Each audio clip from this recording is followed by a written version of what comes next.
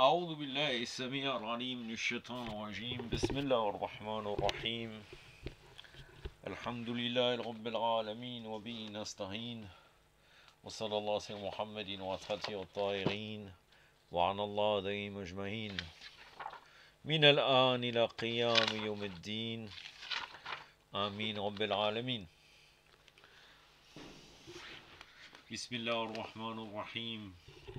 اللهم كن لوليك الحجة ابن الحسن صلواتك عليه ورضاه في هذه الساعة وفي كل ساعة ولي ورافع قائد وناصر ودليل وعين حتى تسكن وعدك وانا تمتعه فيها الطويلة برحمتك يا رب العالمين. وصلى الله سيدنا محمد وآله الطاهرين. يا صاحب الزمان أدلكني ولا تولكني. Les moyens d'établir la sunna, la troisième partie. Je vais vous parler toujours donc des moyens équivoques.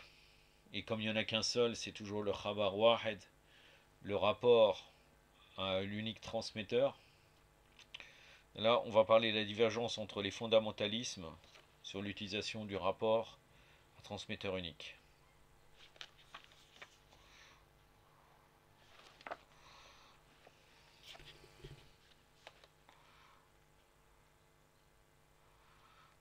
Il est dit que la raison pour laquelle il y a beaucoup de divergences et de discussions entre les fondamentalistes au sujet de la possibilité d'utiliser le rapport transmis par un seul transmetteur digne de foi consiste dans l'attitude de certains anciens savants chiites du haut d'Istima, qui interdisaient l'utilisation de tel rapport. Cette attitude a été attribuée à Sharif el-Murtada,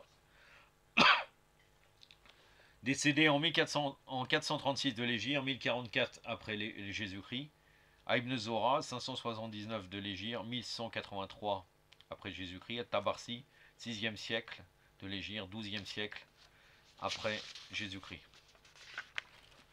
Et à Ibn Idris, 598 de l'Hégire, 1200 après Jésus-Christ. Après ces savants, cette attitude n'a été adoptée par personne. Donc ça a été une attitude ancienne, mais par la suite qui est devenue minoritaire.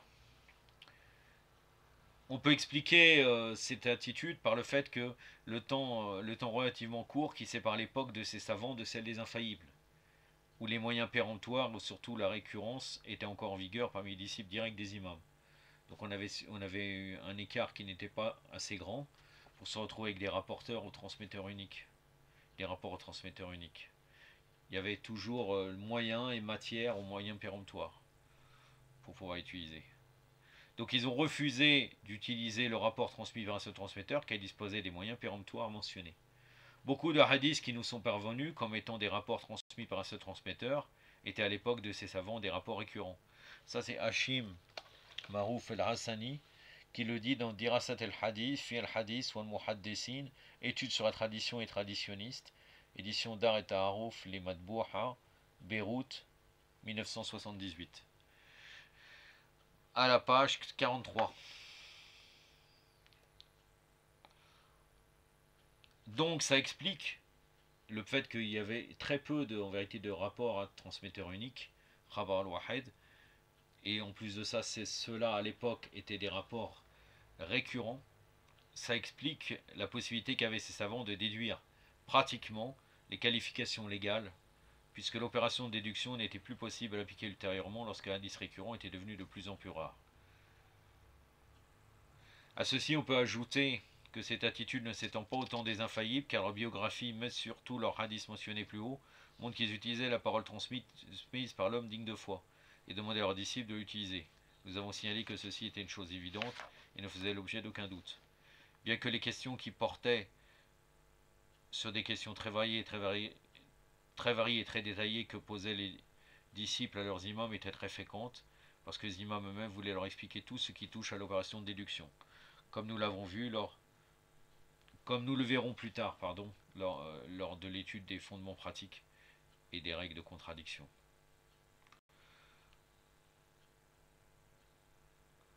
Et aucune de ces questions ne nous est parvenue. C'est-à-dire on en avait énormément, mais il y a beaucoup de choses qui ont disparu par la suite. En vérité, l'utilisation du rapport transmis par un seul transmetteur se justifie par le fait qu'un tel rapport fournit une connaissance ordinaire, c'est-à-dire du genre accepté par les gens de raison, ce qui ne s'élève pas au niveau de la connaissance certaine, comme on l'avait vu précédemment. C'est pour cette raison que les savants ont institué de nombreuses conditions pour limiter les possibilités qu'a le transmetteur de commettre des erreurs, des omissions ou même de mentir, on va y revenir par la suite.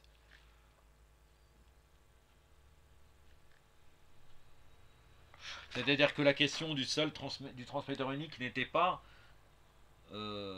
était récurrente à l'époque des imams, puisqu'ils transmettaient fois la formation à une seule personne et cette personne la propageait. Mais par la suite, à la période d'occultation, les savants se sont posé la question, est-ce qu'on pouvait utiliser cela? Donc en fait, c'est de cela que vient la divergence en fait. Ainsi, ceux qui admettent l'utilisation de rapports transmis par un seul transmetteur soulignent le fait que le législateur a donné à ce rapport le statut d'une connaissance. Ils le font dans le sens où celui-ci admet l'utilisation de la connaissance ordinaire, acceptée par les gens de raison, dans la déduction des qualifications de la loi.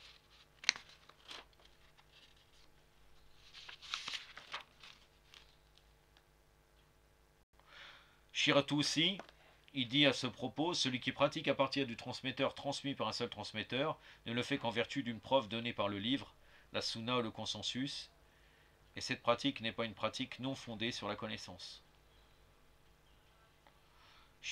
Toussi le dit, Mohammed ibn Hassan ibn Ali at-Toussi, dans Idat el-Usul, l'équipement des fondements, tome 1, page 44. Ça c'est dans une édition lithographique, donc originale. Pas l'édition iranienne.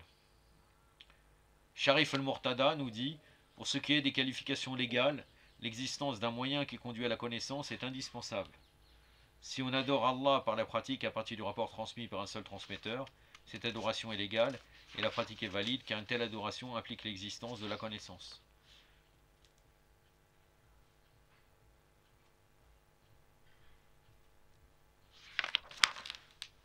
Ça c'est Mohammed ibn Idris al-Ili al-Sha'ir. C'est dans l'introduction. Donc on voit très bien qu'il y avait une divergence, que cette divergence, en vérité, elle ne vient pas de l'époque des imams, elle est venue par la suite, tout de suite après l'occultation, mais que les savants par la suite fondamentalistes ont accepté le rapport transmis par un seul transmetteur sous certaines conditions. Je vais m'arrêter ici puisque par la suite je vais tomber dans un sujet qui est autre, qui sont les conditions de la pratique à partir du rapport à transmetteur unique. C'est une vidéo qui était assez succincte, c'était prévu comme cela, c'est pas moi qui l'ai rajouté, je voudrais rester à séparer bien les chapitres pour éviter une certaine confusion, mais par contre la prochaine vidéo sera assez longue, sans aucun doute. Aktafi badal qadr, wa sallallahu ala muhammadin wa atrati wa tahirin. Wassalamu alaikum wa rahmatullah.